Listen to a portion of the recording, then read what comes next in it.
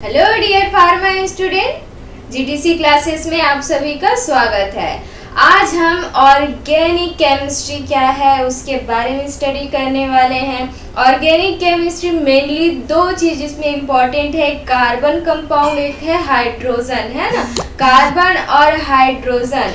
तो कार्बन का वैलेंस 4 क्यों होता है, हाइड्रोजन का वैलेंस 1 क्यों होता है, ये सारी चीजों का हम आज स्टडी करने वाले हैं। तो स्टार्ट करते हैं ऑर्गेनिक केमिस्ट्री। ऑर्गेनिक केमिस्ट्री किसको बोलेंगे, ये क्या है, एक केमिस्ट्री का ब्रांच है। फार्मास्यूटिकल केमिस्ट्री में केमिस्ट्री मेनली किन 5 पार्टों में बटा हुआ है, ठीक है। पहला है फिजिकल केमिस्ट्री, दूसरा है इनऑर्गेनिक केमिस्ट्री, तीसरा है ऑर्गेनिक केमिस्ट्री और चौथा है मेडिसिनल केमिस्ट्री और पांचवा कौन सा है आपका, एनालिसिस आ जाएगा, ठीक है। ये आपका फार्मास्यूटिकल केमिस्ट्री का 5 पार्ट होता है।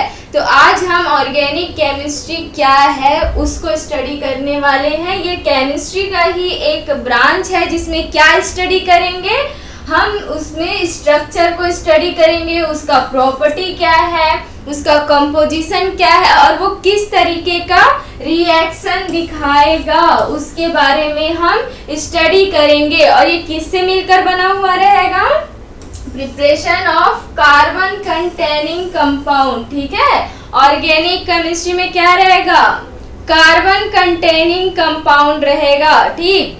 कार्बन बहुत ही ज्यादा इंपॉर्टेंट है, हाइड्रोजन बहुत ही ज्यादा इंपॉर्टेंट है। इन दोनों से ही मिलके क्या है हमारा ऑर्गेनिक केमिस्ट्री का जो चैन बनता है, जो साइक्लिक फॉर्म बनता है, ये दोनों कंपाउंड बहुत ही इंपॉर्टेंट है, ठीक है। इसमें क्या है, ऑलमोस्ट ऑल ऑर्गेनिक कंपाउंड, जितने भी ऑर्गेनिक कंपाउंड होता है उसमें एटलीस्ट 1 कार्बन और हाइड्रोजन बॉन्ड होना चाहिए।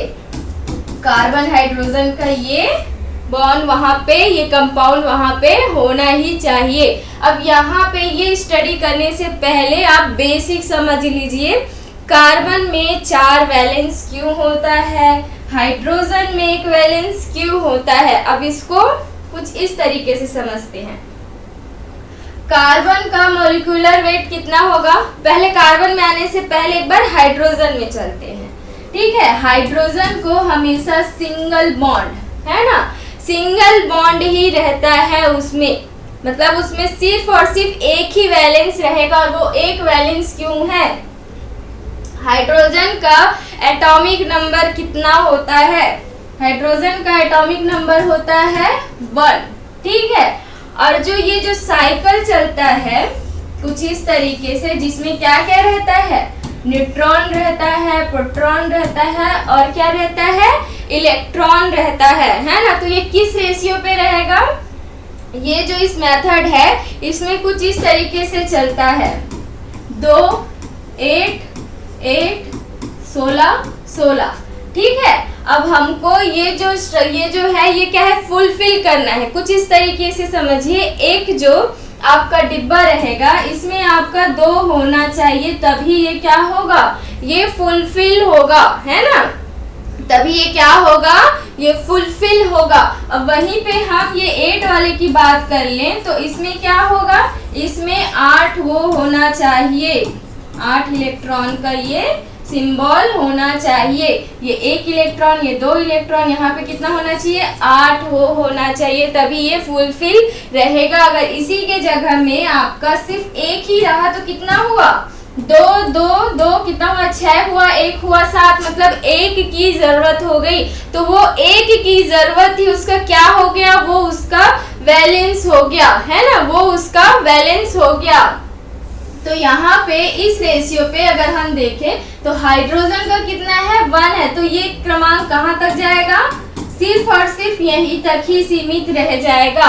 8 8 16 16 नहीं जा पाएगा, क्यों, क्योंकि उसके पास सिर्फ एक ही नंबर का एटॉमिक नंबर है, ठीक। अब इसको कंप्लीट होने के लिए कितना चाहिए, माइनस करेंगे तो कितना बचा, 1 बचा, इसीलिए हाइड्रोजन का वैलेंस 1 होता है ना। हाइड्रोजन का वैलेंस 1 होता है, वो हमेशा किसी भी के साथ एक ही बॉन्ड से जुड़ेगा। कभी भी हाइड्रोजन इस तरीके से नहीं रहेगा, ना कि वो इस तरीके से रहेगा और ना ही वो इस तरीके से रहेगा।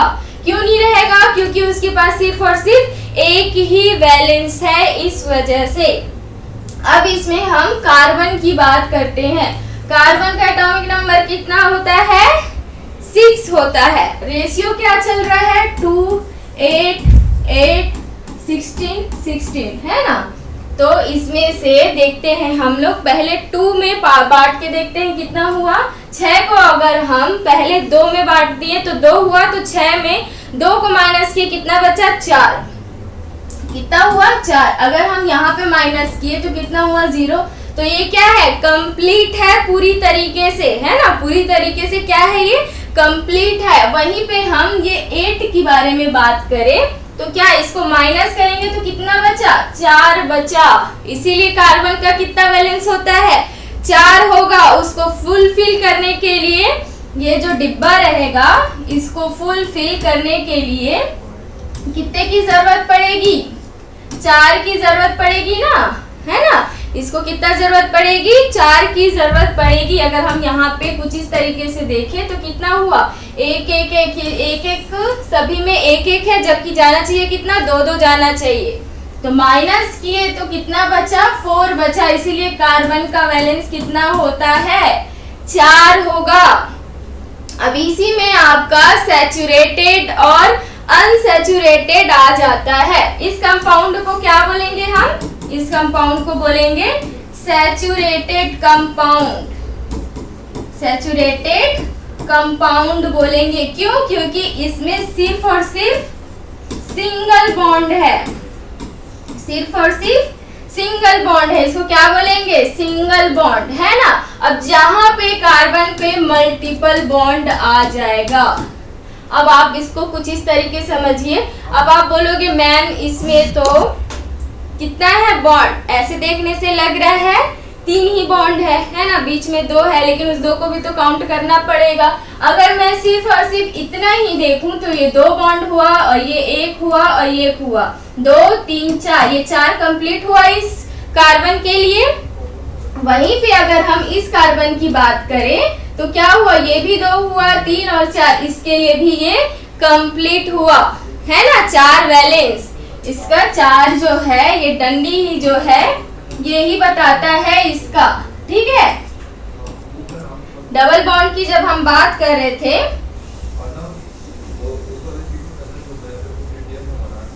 चल एक बार और देखो, डबल बॉन्ड हुआ यहाँ पे, ये कुछ इस तरीके से हुआ। 4 4 ये दोनों में कंप्लीट है, ठीक। अब यहाँ इधर देखते हैं हम लोग, अगर यहाँ पे ट्रिपल बॉन्ड हुआ, अगर यहाँ पे ट्रिपल बॉन्ड हुआ तो कार्बन के पास फिर से 4 ही रहा, 4 ही बॉन्ड है। 3 यहाँ पे, 1 यहाँ पे इसके लिए हो गया। अब यहाँ पे इधर इस साइड पे भी देखेंगे तो भी इधर का 3 और उधर का 1, है ना, 4 हो गया। अब ये जो दोनों कंपाउंड होता है ये क्या रहता है? अनसैचुरेटेड रहता है। क्या रहेगा? ये अनसैचुरेटेड कंपाउंड रहेगा। क्यों? क्योंकि इसमें मल्टीपल बॉन्ड है, क्योंकि इसमें मल्टीपल बॉन्ड्स है, इसी वजह से ये क्या रहेगा? अनसैचुरेटेड रहेगा। हाइड्रोजन का 1 क्यों हुआ? क्योंकि उसमें एटॉमिक नंबर 1 था। अगर उस रेशियो को देखेंगे फुलफिल करने वाला 2 8 8 16 16 वाला, तो उसमें 2 में 1 को माइनस किया 1 बचा था, इसलिए हाइड्रोजन का वैलेंस कितना हुआ था? 1 हुआ था। कार्बन की हम बात किए तो कार्बन का एटॉमिक नंबर कितना होता है? 6 होता है, ठीक है। अब उसको हम लोग 2 और रेशियो 4 में डिवाइड किए। क्यों?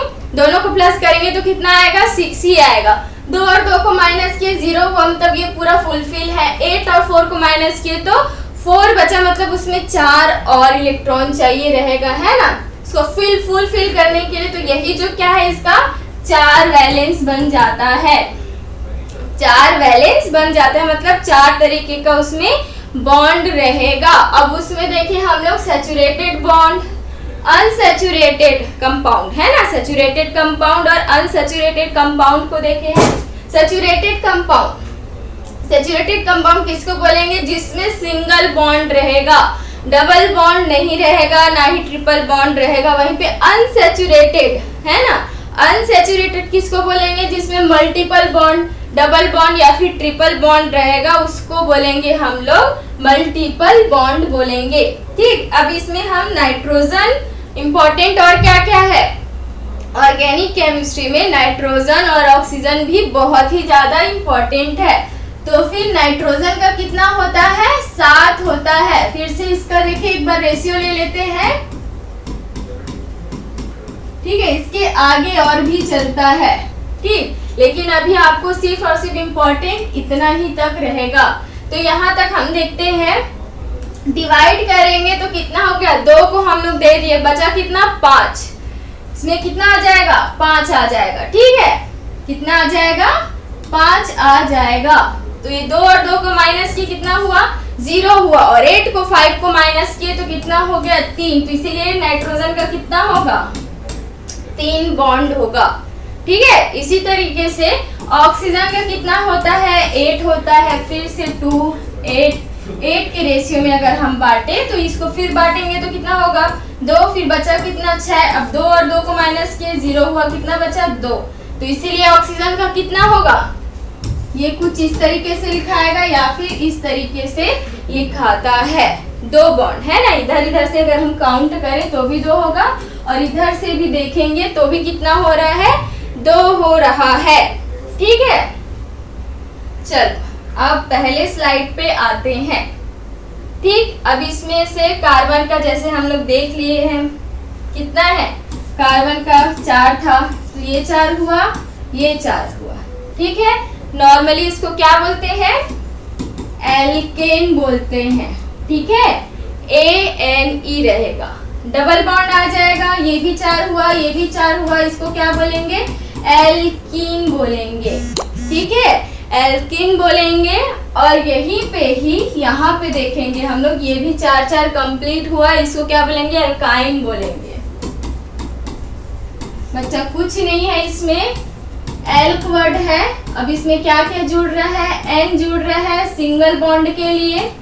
ठीक है, अब उसी में ही अगर आपका ENE जुड़ गया डबल बॉन्ड के लिए, और YNE जुड़ गया ट्रिपल बॉन्ड के लिए। ठीक है, इसी तरीके से नाम आपका चेंज होता है। ठीक, सभी को अच्छे से समझ में आ ही गया होगा ऑर्गेनिक केमिस्ट्री। ठीक है, केमिस्ट्री का ही एक ब्रांच है। इसमें स्ट्रक्चर, उसका प्रॉपर्टी, उसका रिएक्शन क्या है। ऑर्गेनिक केमिस्ट्री मेनली किन 2 कंपाउंड इंपॉर्टेंट है इसमें? कार्बन और हाइड्रोजन। कार्बन का वैलेंस कितना था? 4 हो गया है। क्यों हुआ है? क्योंकि 6 है, उसमें 2 और 4 के रेशियो में बटेगा, तो 4 जो है 8 कंप्लीट करने के लिए उसको फिर से 4 की जरूरत है, इसीलिए कितना हुआ? 4 उसका वैलेंस हो गया। नाइट्रोजन की बात की है तो नाइट्रोजन का 7 रहता है, तो 2 और 5 के रेशियो में वो बटा है, तो फिर 5 को 8 होने के लिए 3 और चाहिए, है ना। तो 3 और इलेक्ट्रॉन चाहिए, तो क्या हो जाएगा? उसमें 3 उसका बैलेंस बन जाएगा। ठीक है, इसी तरीके से ऑक्सीजन का कितना है? 8 है, 2 और 6 है, तो 6 को 8 होने के लिए कितना चाहिए? 2 चाहिए, तो कितना हुआ उसका बैलेंस? 2 हो गया। हाइड्रोजन में 1 है, 1 को 2 में कन्वर्ट करने के लिए कितना चाहिए? 1 चाहिए, तो इसलिए उसका बैलेंस सिर्फ और सिर्फ 1 हो गया। ऑर्गेनिक केमिस्ट्री का मेन जो इम्पोर्टेंट बेसिक्स जो है वो यही सब है। आई होप सो आप सभी को बहुत अच्छे से ये समझ में आ गया होगा। तो क्लास यहीं पे, आज का टॉपिक हम यहीं पे खत्म करते हैं। फिर से नए टॉपिक से मिलेंगे। ऑर्गेनिक केमिस्ट्री का क्लासिफिकेशन हो गया है ना, और भी जितने भी उसके टाइप्स होते हैं, कितने फंक्शनल ग्रुप हैं, थोड़ा थोड़ा सा हम स्टडी करते ही जाएंगे। तो आज के क्लास के लिए थैंक यू।